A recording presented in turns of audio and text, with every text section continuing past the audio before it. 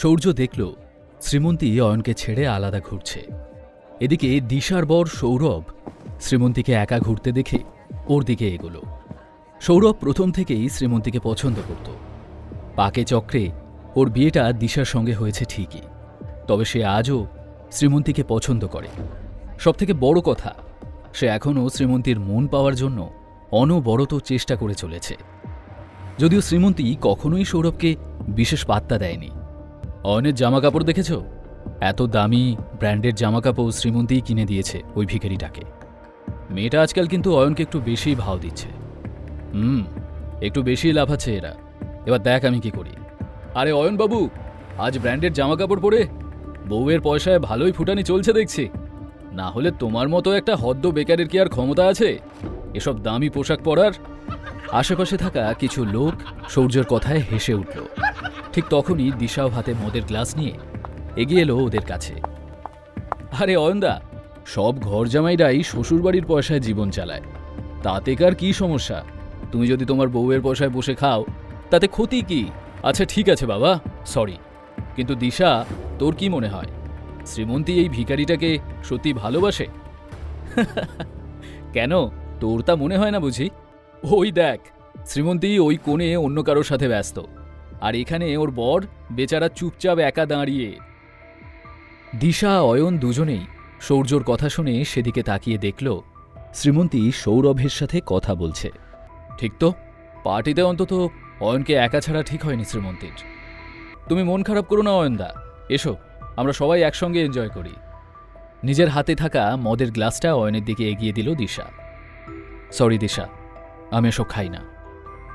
O come on Ayan, তুমি মল্লিক পরিবারের পার্টিতে এসেছ, এখানে তো আমরা যা খাই তা খেতেই হবে।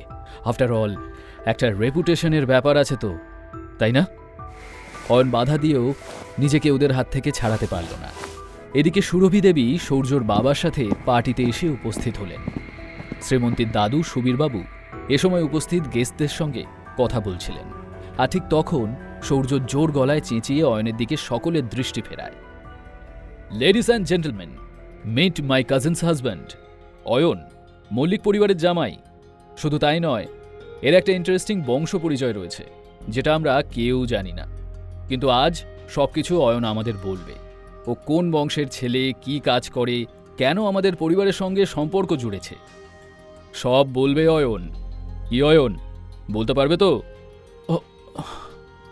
এই জন্যই তুমি আর দিশা জোর করে আমাকে নেশা করালে।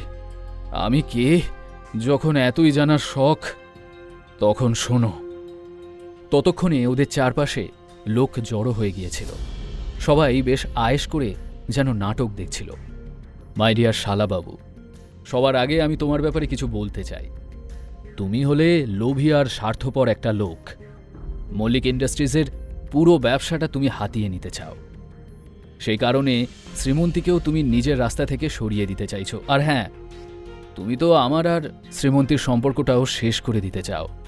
এই, কি ভুলভাল বকছো? এখনো আমার কথা শেষ হয়নি সৌর্য। এই ব্যবসাটা নিজের হাতের মুঠোয় নেওয়ার জন্য তুমি অগুন্তি নোংরা খেলা খেলেছ। এতে তোমার বাবাও সাহায্য করেছেন তোমাকে, আর দাদুর সামনে প্রতি মুহূর্তে ভালো মানুষের অভিনয় করে ওনাকে শ্রীমন্তীর বিরুদ্ধে উস্কিয়ে ওনার মনে শ্রীমন্তী সম্পর্কে একটা খারাপ ধারণাও তৈরি করেছ তুমি।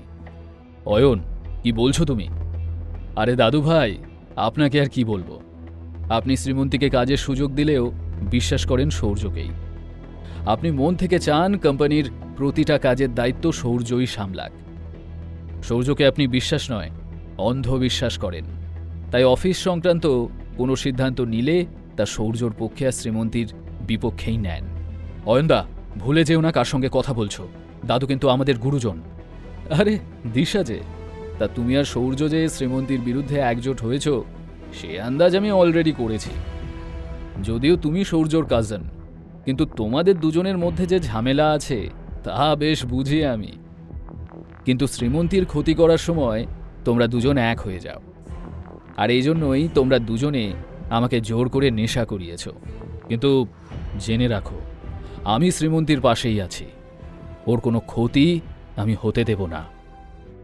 সত্যি বলতে কি, শ্রীমন্তী তোমাদের সবার থেকে বেশি ট্যালেন্টেড। ও পরিবারের সকলের খেয়াল রাখতে জানে, আবার ফ্যামিলি বিজনেস নিয়েও চিন্তা করে, তাও ওর সঙ্গেই সবচেয়ে বেশি অন্যায় হয়। ইতিমধ্যে শ্রীমন্তীও ওখানে চলে আসে। অয়ন নেশার ঘোরে থাকলেও যা বলছিল প্রতিটা কথাই ঠিক। কথাগুলো শুনে শ্রীমন্তীর চোখেও জল চলে এলো। ব্যাস, অনেক হয়েছে। সকলের সামনে অনেক অপমানিত করেছ তুমি আমাদের। এখন ভালোই ভালো এখান থেকে বিদায় নিলেই তোমার মঙ্গল, না হলে। কথাটা বলে সৌর্য অয়নকে জোর ধাক্কা দিতেই ও হোঁচট খেয়ে শ্রীমন্তীর পায়ের কাছে এসে পড়ল। ওটাই তোর জায়গা। শ্রীমন্তীর পায়ের জুতোর সমান তুই আগেও ছিলি আর আজও আছিস। নীরবে শ্রীমন্তী অয়নের হাতটা ধরে ওকে ওঠালো। অয়ন তখনও নেশার ঘরে বিড়বিড় করছিল। ওকে দু হাতে সামলানোর চেষ্টা করতে করতে রাগে শ্রীমন্তীর চোয়াল শক্ত হল। আজ তোরা দুজনে অসভ্যতার চরম সীমাটাও পার করে ফেলেছিস। কাউকে ছোট করার জন্য তোরা যে কতটা নিচে নামতে পারিস তা আজ আমার দেখা হয়ে গেল। কিন্তু একটা কথা শুনে রাখ, অয়নকে কিছু বলার আগে মনে রাখবি ও আমার হাজব্যান্ড, আর হাজার চেষ্টা করলেও এই সত্যিটা তোরা বদলাতে পারবি না। তাই আজকের পর থেকে যদি কেউ অয়নের সাথে কোনো রকম খারাপ ব্যবহার করে তবে কিন্তু ভালো হবে না বলে দিলাম। শ্রীমন্তীর কথা শুনে সৌর্য এবং দিশা দুজনেই হাঁ হয়ে গেল। ওরা কল্পনাও করতে পারেনি যে শ্রীমন্তী অয়নের পাশে দাঁড়াবে। সুরভি দেবীও হতবাক হয়ে সৌর্য আর দিশার কাছে এসে জিজ্ঞেস করলেন, এসব কি নাটক চলছে? কাকিমা, এই অয়ন হলো আমাদের পরিবারের একটা কলঙ্ক, আর শ্রীমন্তী এই কলঙ্কের দাগটাকে সঙ্গে নিয়েই সারা জীবন থাকতে চাইছে। এখন আমাদের কী বা করার আছে? শ্রীমন্তীর বাবাই ওই ভিখারি অয়নটাকে আমার মেয়ের গলায় ঝুলিয়ে দিয়েছে। অনেক কিছুই করার আছে। তুমি চাইলে আমরা এদের সম্পর্কটা শেষ করে দিতে পারি। কিন্তু কিভাবে? আমি তো একে ঘাড় থেকে নামানোর কোনো রাস্তাই খুঁজে পাচ্ছি না। এরপর সৌর্য সুরভি দেবীর কানের কাছে ফিসফিস করে এমন কিছু বলল যা শুনে ওনার ঠোঁটে হাসির রেখা ফুটে উঠল। কিন্তু এতে আমার মেয়ের কোনো ক্ষতি হবে না তো? আরে না কাকিমা, ডোন্ট ওয়ারি, কিচ্ছু হবে না। এদিকে শ্রীমন্তী মদ্যপ অয়নকে নিয়ে পার্টি থেকে বেরিয়ে এলো। কোনো দিকে না তাকিয়ে অয়নকে গাড়িতে বসিয়ে সোজা ছুটল ওদের বাড়ির উদ্দেশ্যে।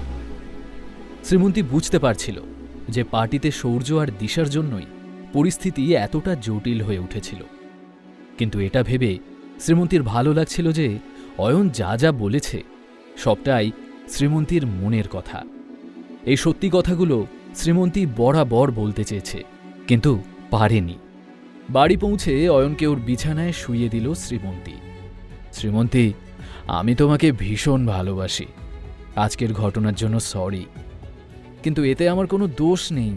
সবাই আমাদের আলাদা করতে চাইছে, কিন্তু আমি তা হতে দেব না। যাই হয়ে যাক, আমি সব সময় তোমার সাথে থাকব, তোমাকে একা ছেড়ে কখনো যাব না। অয়নের কথাগুলো শুনে শ্রীমন্তীর ঠোঁটে হাসি খেলে গেল। ও অয়নের গায়ে একটা চাদর চাপা দিয়ে নিজের ঘরে চলে এলো। পরের দিন সকাল সকালই অয়নের ঘুম ভেঙে গেল। গত রাতের পার্টির পুরো ঘটনাটা মনে পড়তেই চিন্তায় পড়ে গেল সে। কিভাবে শ্রীমন্তীর মুখোমুখি হবে অয়ন ভেবে পাচ্ছিল না। চোখ খুলতেই ও দেখল অয়ন 2 কাপ কফি হাতে ওর সামনে দাঁড়িয়ে। Good morning, and I am sorry Srimanti. গতকাল পার্টিতে সবার সামনে তোমাকে অপমানিত হতে হলো। আমার জন্য তোমাকে প্রবলেমে পড়তে হলো। কাপ দুটো নামিয়ে রেখে অয়ন নিজের 2 কান ধরল।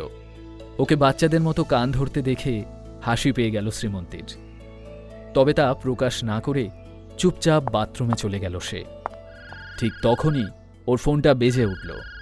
অয়ন দেখল বিক্রমের ফোন। কেন ফোন করেছেন আপনি?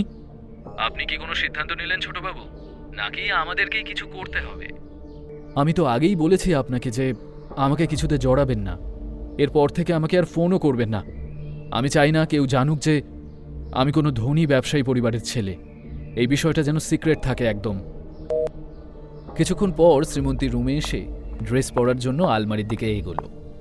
কিন্তু আলমারি খোলা মাত্রই সামনে এমন কিছু দেখল শ্রীমন্তী যাতে ও অবাক হয়ে গেল। শ্রীমন্তী কিচেনে এসে অয়নের দিকে তাকিয়ে থাকল। আবার কি কোনো ভুল করল অয়ন? কোন গল্প লুকিয়ে আছে অয়নের মধ্যবিত্ত জীবনের আড়ালে থাকা ঐশ্বর্যের? অয়নকে ধ্বংস করতে কি ষড়যন্ত্র করছে সূর্য? জানতে হলে এই গল্পের সাথেই থাকুন, শুধুমাত্র পকেট এফএম এর সাথে।